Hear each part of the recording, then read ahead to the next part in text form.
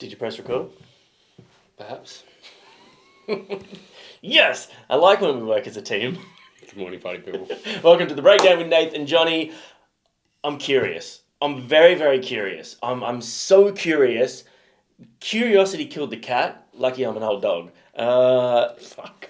Sometimes we work and then sometimes you go, let's keep talking. We're checking out Guns N' Roses' brand new track, Perhaps.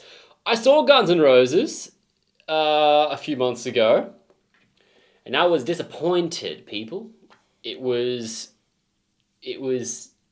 just Slash playing guitar and a dude that resembled Axl Rose slightly rambling on. The vocals were absolutely a letdown for me. I feel like that was such an iconic part of this band. Yeah. And they don't pull off the same way they used to. That's what she said. Disappointing. Look, I didn't get to go to that. I have seen Guns N' Roses in the past. Unfortunately not. He was there at their very first show. Unfortunately not with Slash. It was when Axl had the other members with him. Yeah, look, it's one of those things. I'd like to say that, maybe it was just a bad show on a run because they've been doing so much touring and the dude's like 70 years old now. But any of the live footage that I've seen has been underwhelming, to say the least. I will say this. It was also shit sound. It was in a stadium. Really? We weren't down front and center in the music. We were in the stands, and the sound does get a little bit distorted, but I could hear enough to know that it wasn't what I wanted. It's always hard with these older bands that have become essentially nostalgia bands that have had incredibly massive careers and have a back catalogue, spanning decades, that have some of the biggest songs of all time, especially, like in rock and roll or whatever. But some of them just, they get to a point where they just can't do it anymore. And it begs the question, like Bon Jovi's another one. John Bon Jovi was not a hard drinker or drug user or partier back in the day, to my knowledge. Not like these guys in Motley Crue. Yeah.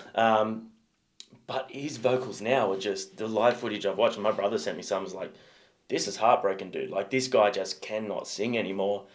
And at what point do you just go and watch those and go, I need to stop. I need to not do this anymore. When they're not making so many millions of dollars off their tours. Yeah, but like the backlash on the shows is seemingly not enough to stop people going. But I was going to say, I'd heard negative stuff leading into the show. Yeah. And I went anyway, because I'm like, this is probably the last chance I'm going to see them. Mm-hmm. And even if they come back again, it'll be the last time I go. Because I was so disappointed in it. There were moments in there that were cool. The highlight for me of the entire show was Guns N' Roses playing a Velvet Revolver song. Oh, wow. It wasn't even it was Slash playing, because that riff just... The riff is great, yeah. So it was, Anyway, I'm not normally this cynical. People who are on the channel know this. But I was hella disappointed because it's a band that I grew up with. I love. Yeah, same. Hearing the songs, they still have the same feeling for me. And just to see them come across live so poorly was really disappointing. So, however, interested to see how he sounds now. Well, recorded. I think recorded, that's what I was going to say, yeah. We're going to jump into it now. If it's your first time here, thanks for hanging out with us. We do usually ramble this much before a video, and we check out everything from rock and roll like Guns N' Roses, classic stuff when they are new, to punk, to pop, to hardcore, to deathcore, everything. So if you enjoyed this reaction, stick around, watch some of the other videos, and check out some of the interviews. Thank you. 3, 2, 1.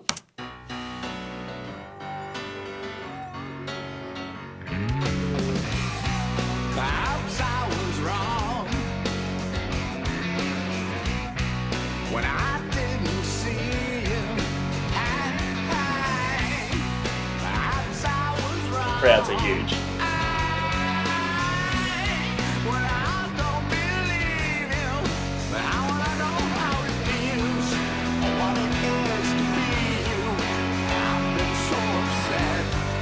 I'll bring this hate for days. My sense of rejection. There's no excuse for my behavior. You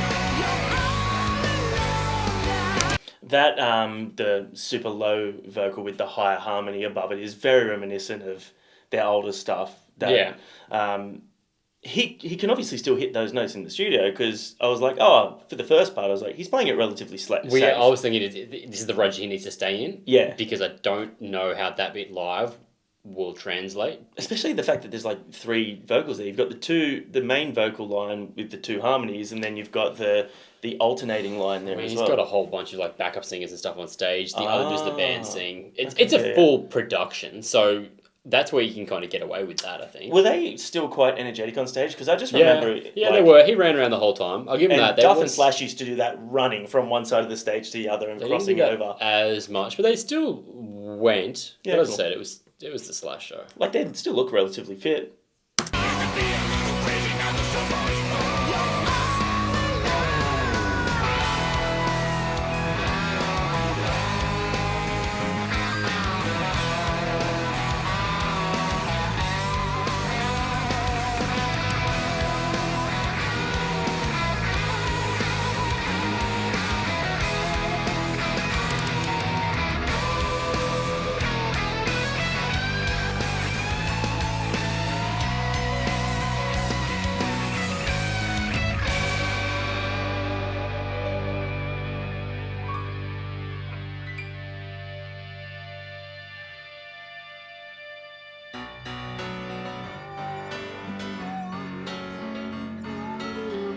Got a set of pearly whites on him, doesn't he? Yeah.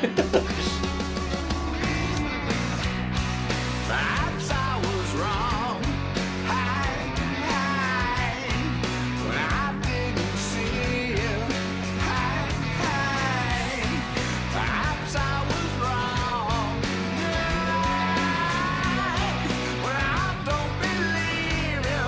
But I wanna know how it feels, or what it is to be you. I've been so upset. Harboring this hate for days. The weight upon your shoulders, the hand down me. My heart bleeds for me. You're more than a burning bull. You're all alone now. You were right around the edge that you were fighting for. You're all alone. Sold out to the ones that you're wanting. I like that. Amazing.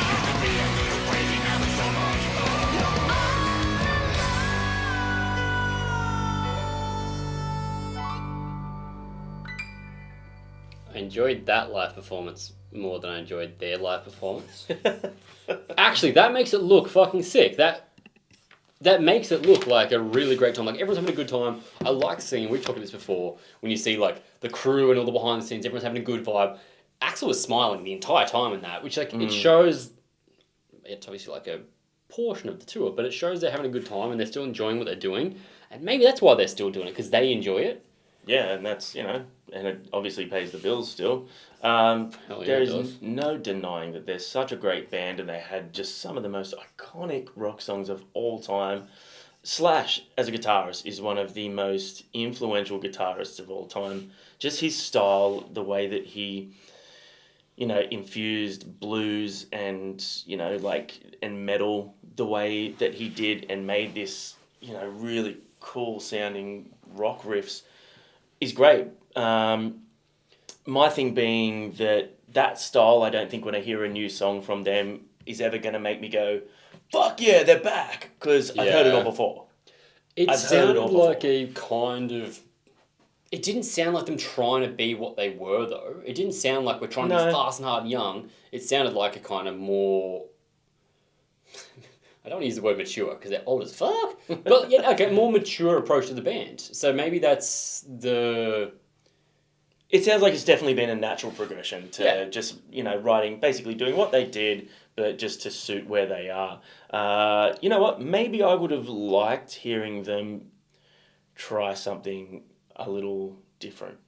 I don't know if I feel like Motley Crue were always a band that managed to do that, and their new stuff always kind of sounded relevant. Like when they brought out that Saints of Los Angeles album, when they got Vince Neil back in the band and it was a modern album, and I heard that first song and the riff came in, I was like, oh, this is heavy as fuck. Like, especially for them, the production was modern. It suited them. The style of the riffs that they were doing was quite, leaning towards more modern stuff.